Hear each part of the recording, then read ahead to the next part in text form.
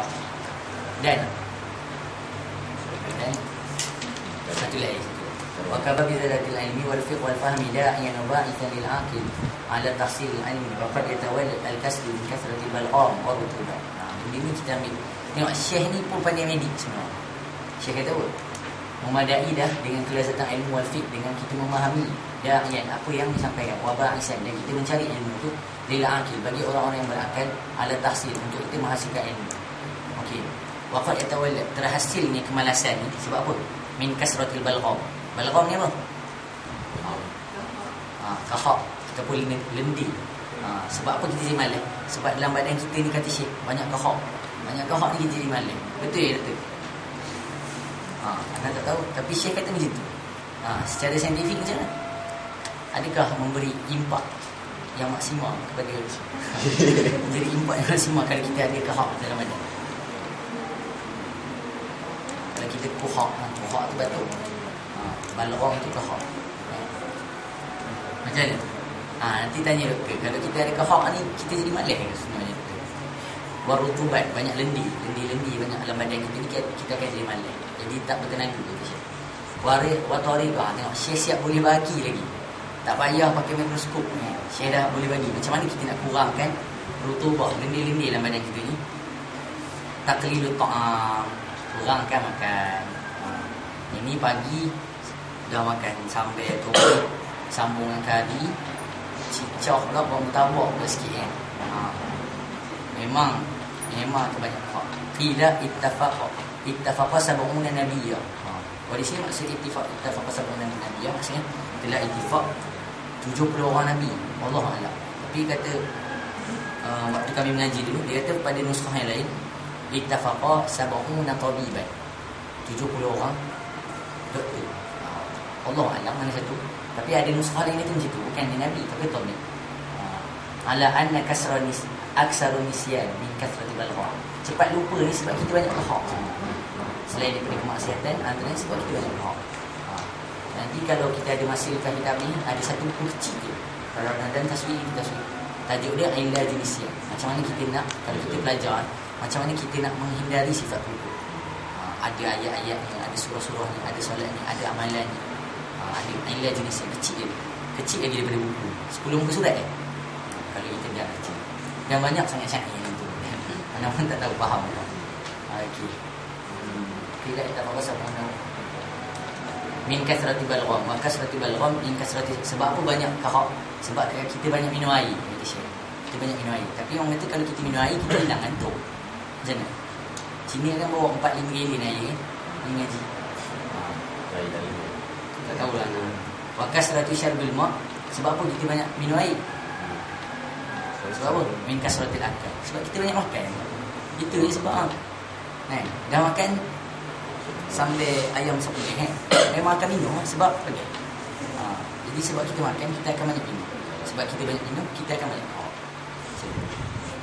Satu wal khubzu. Ini cara, ini jawapan. Apa dia?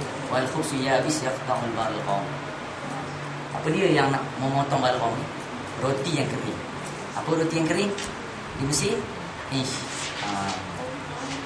Tak tahulah, anda rasa lah roti yang kering, kata Syekh khubz yabis, roti yang kering.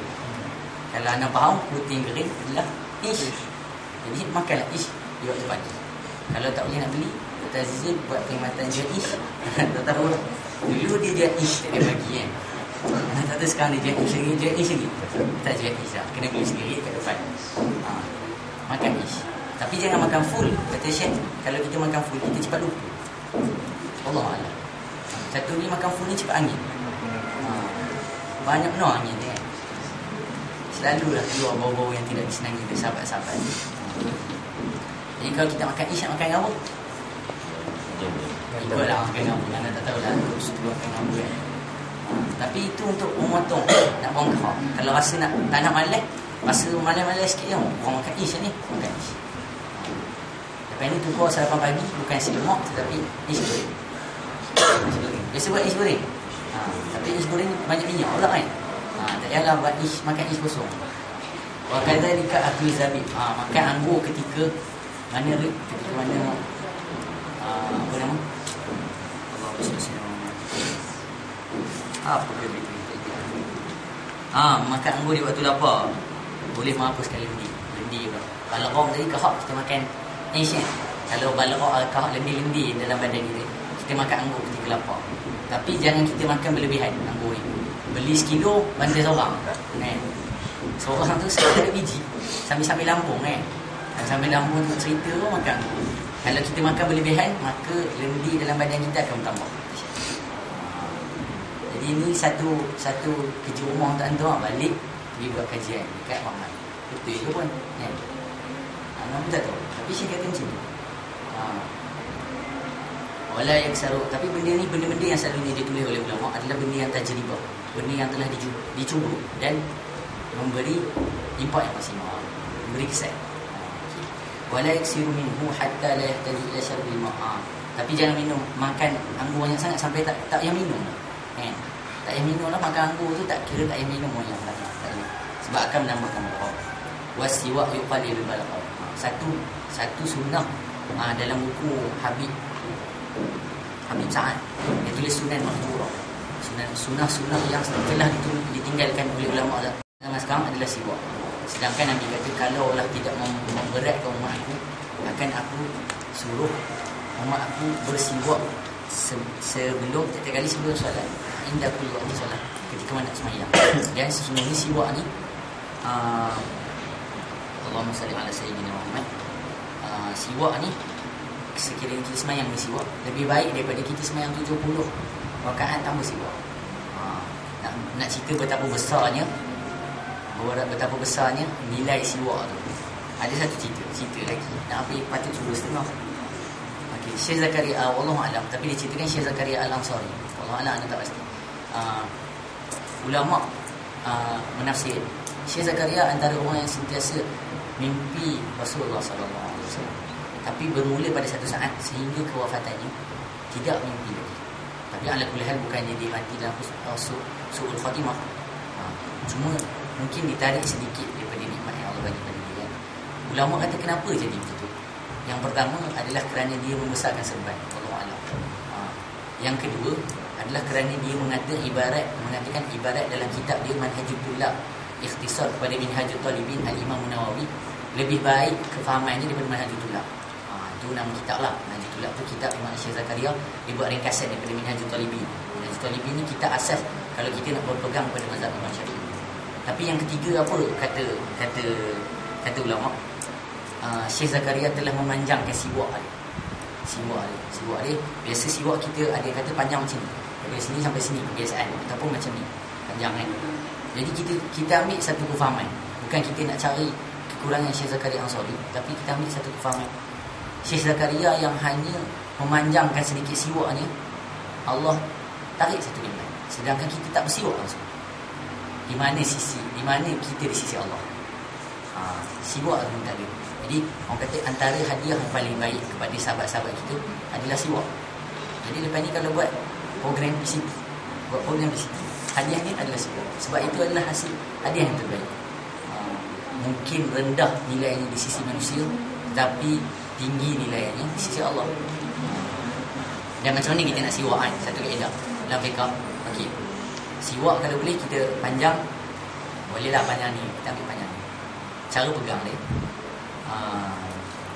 ni yang jari kecil ni letak di atas ni, ni di sini, ni di sini. Pegang macam ni, pegang siwak. Ni cara pegang siwak. Tapi kita nak gonyong pun macam mana, tak apa sebenarnya. Tapi antara adab, bila kita belajar kita belajar adab.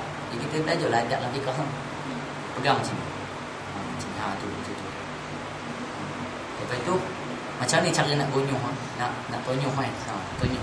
Adakah tonyong macam diajar oleh nurse-nurse di sekolah kan? Masuk dalam ruang keluar. Ada dua cara yang lain. Yang pertama, kita letak di depan, kita buat nombor 8. Maksudnya ni naik ke sini, di sini, naik sini, turun sini, sini. 8. Ataupun kita siwak 3 kali ke kiri dan 3 kali ke kanan. Itu antara cara siwak. Lepas ni boleh dapatkan siwak di awal bawah.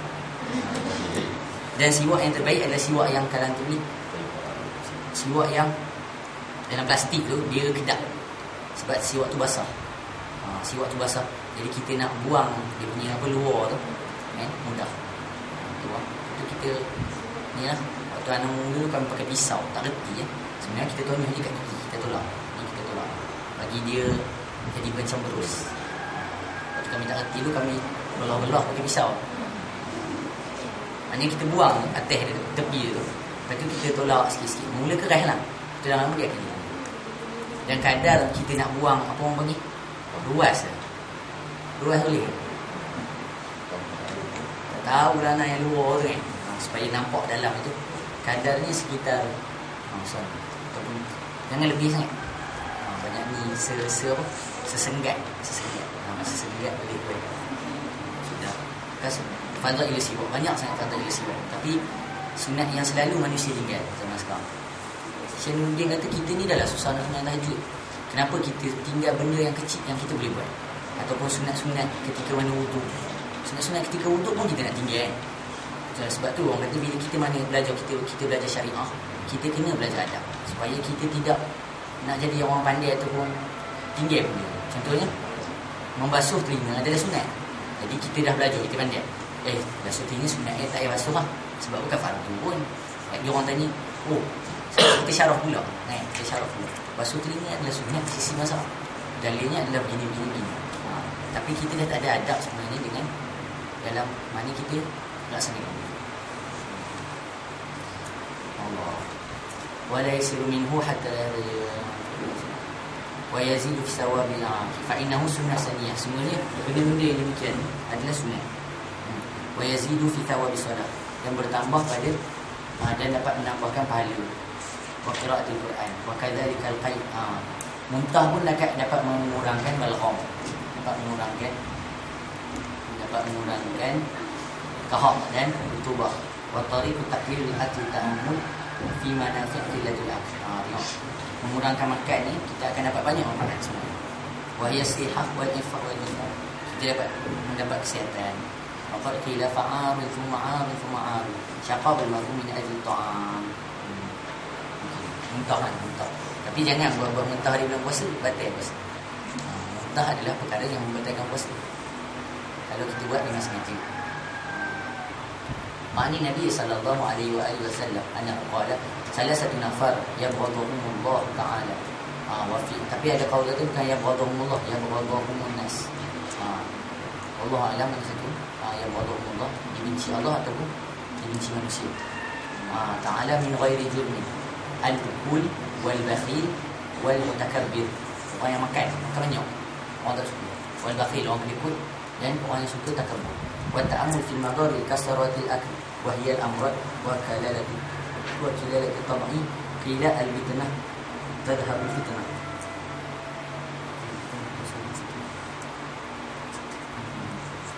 Hukiya an Jalinus anna qala ar-rumana kullah. Sesungguhnya delima ni buat memberi manfaat semua. Maknanya satu juzuk biji delima tu bagi manfaat kepada semua benda. Wasamak darar kullu. Ikan memberi mudarat ke semuanya. Apa maksudnya?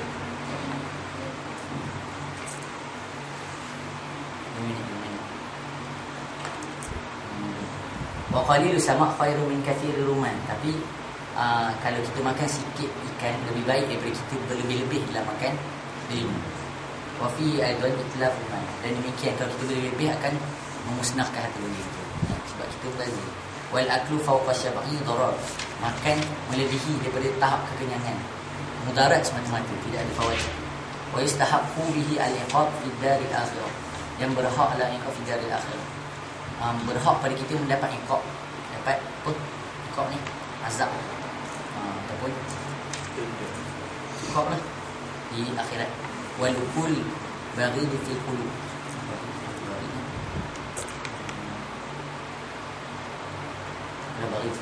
Wa tariqu taqlil al-akl. Macam ni kita nak kurangkan makan anyak kala aqimah al-jismah.